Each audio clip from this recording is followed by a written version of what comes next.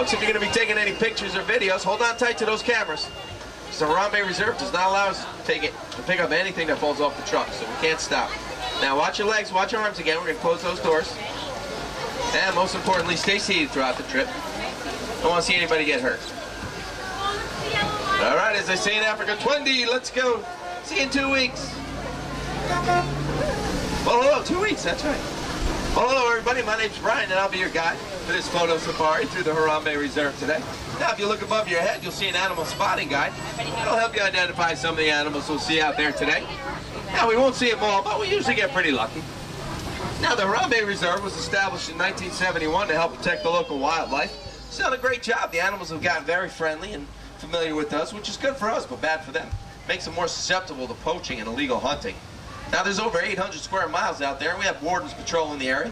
We even have air wardens that we have to check in with before we enter the area. Hopefully we're in radio range. So we're going to do that now. Air warden, this is Simba 1. Over. Simba 1, this is Warden Wilson Mutua. Over. Jumbo Wilson, we're entering the Little Ituri Forest now. Over. I'm Jumbo, Simba 1. Keep your eyes open and drive carefully. You should see lots of animals. Roger that, Wilson. Okay, folks, you heard him. You got to look carefully, because the forest creates a natural camouflage. If you look over to your right-hand side, next to the cliff over there, the guy kind of lying down, that's a yellowback duiker. The word duiker comes from the Afrikaans word meaning diver. He dives through the forest to escape predators. Now, far right, straight across, you'll see an okapi, the guy with the black and white stripes.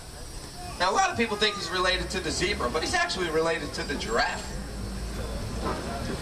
Now, you notice we'll make momentary stops if I see a good picture opportunity. I can stop for a very brief period of time, so be prepared, but just don't stand up, because when I start going, I don't want anybody to lose their footing. Now, water holes like this one are natural gathering places for some of your rare animals. Hopefully we'll see some rare animals today, like the black rhino.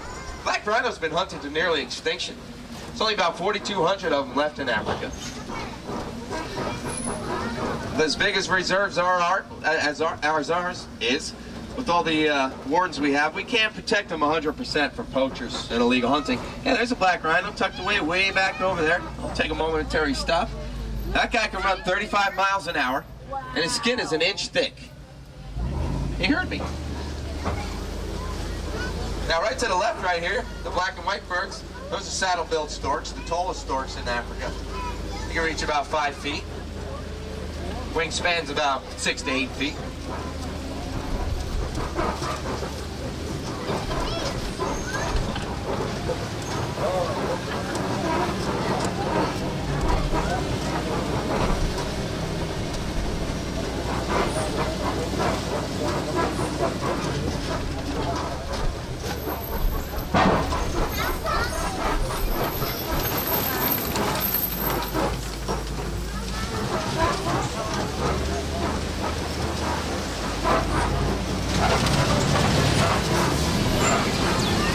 Now we're entering the Safri River area. It's a spot where you might see some hippos. Now we're going to cross in the middle of the river. There's going to be river on the right of us and on the left. We have a good chance to see hippos on both sides. So if you don't see them on the right, you probably see them on the left.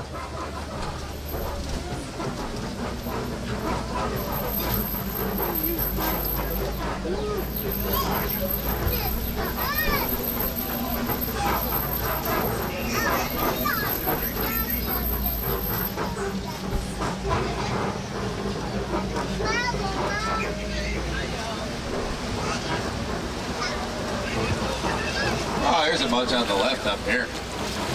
Now, hippos spend most of their time in the water. They stay in the water to help to regulate their body temperature. They can stay totally submerged for 5 to 8 minutes. Then they come up at night and feed on the grass. They can eat about 150 pounds of grass. If you see them moving underneath the water, they're actually walking. They're not good swimmers. They don't make good swimmers. Calves are born at 85 pounds, and a full-grown male can tip the scale at 5,000 pounds. Also in the middle of the island, you see some pink-backed pelicans. Those guys just lying down. Now, they work together as a team. They swarm fish into shallow areas. Makes it easier to feed on them.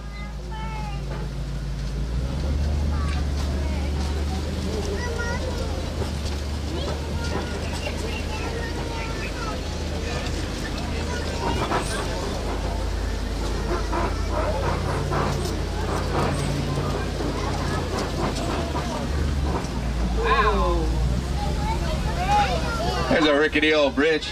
This bridge is just a reminder to stay seated on the ride path, especially on these bridges. It's very bouncy out here. I don't want to see anybody get hurt. Now, in a river like this, you'd probably have a good chance to see Nile crocodile. They're a little bit different than our American alligators. They're more aggressive. They grow about 18 to 20 feet. That felt good, didn't it? They crush the bones of their prey with their super strength jaws. Don't want to mess with those guys. Crocodiles, no. Simba 1, come in. Simba 1, over. Just wanted to let you know that my ground patrol has seen a lot of elephant activity near the red clay pit. You definitely want to check out that area.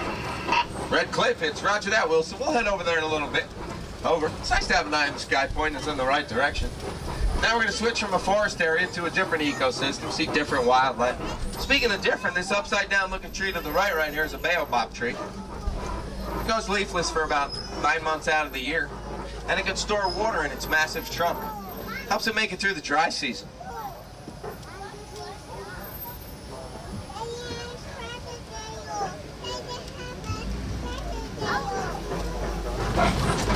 Here's my favorite view of the savannah. Serengeti grasslands. This is known as the supersonic highway for millions of migrating animals in East Africa. It's where you might see some of your more famous animals like lions and elephants. It's all part of the Africa we're trying so hard to conserve.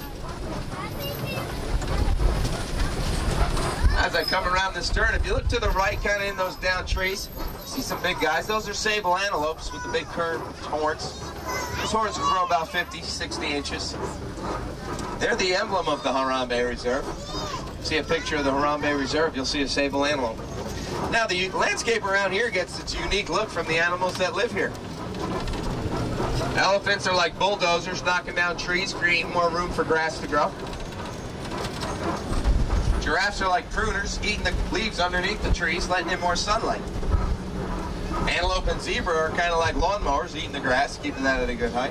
And the gazelle and warthogs are kind of like edgers, keeping everything clean along the edges. It's all part of a balanced structure that ensures there's enough food out here for everybody.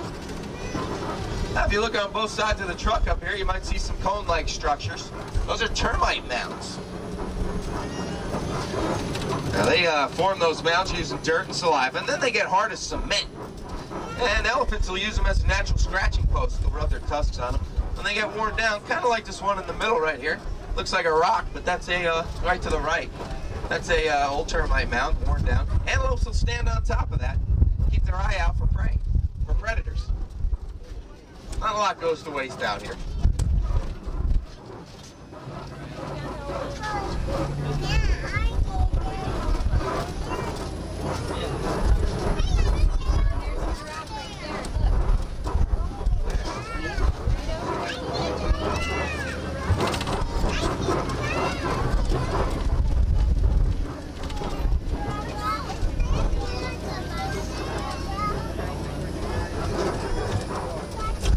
More reticulated, sable antelope right on the right. A lot of them out here. Now, straight ahead, in front of the truck, you'll see some reticulated giraffe. Now, the word reticulated comes from the Latin word reticulato, which means net-like, which kind of describes their coat, which is very unique. No two are the same, kind of like our fingerprints. I'll bring us around, we'll probably get another look at them. Now, off to the right, those guys with the black, those little guys with the black stripe, those are Thompson gazelles. The locals call them Tommies. They look like babies, but they're actually full grown. They'll only reach about 60 pounds. Here's a good look at some of these giraffes right here on the left.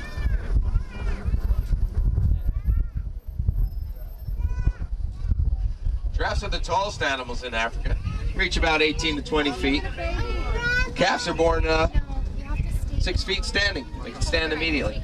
Now on both sides right here, this gray guy, and in this bush right here, you'll see some white-bearded wildebeest. See, the wildebeest are up and at him because the giraffe's in there with them. They're kind of pushing them away once it's lunch.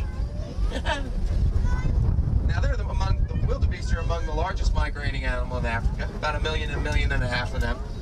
The locals call them gnus, G-N-U, kind of like for the sound that they make. They can run 50 miles an hour, too. Now, those guys with the big horns, Ankoli cattle. Blood circulates through those horns, helps regulate their body temperature. Those horns grow to about 5 to 6 feet. Here's a good look at one of those reticulated giraffes. Kind of hard to see, but if you look, he's about to use his big long tongue to grab some of those leaves at the top. Stretch it. Is he going to use it? Yeah, just kind of stick it out. There's a couple more in the palms up here. Kind of hard to see. They kind of just blend right in. Remember that camouflage thing I was talking about?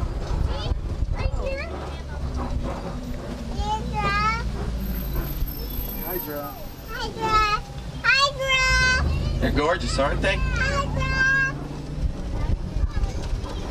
Now up to the right, kind of in between those palms, those are Patterson elands, the largest antelopes in Africa. They can reach about 2,000 pounds. Big guys. Zimmerman, this is Wilson. What is your location? Over. We're entering Monkey Point, Wilson. Over. Keep your eyes open for me. We picked up a baby elephant that was wandering off on its own. We can't find the mother. I'm afraid poachers may be in the reserve. Roger that, Wilson. We'll keep our eyes open, let you know if we see anything.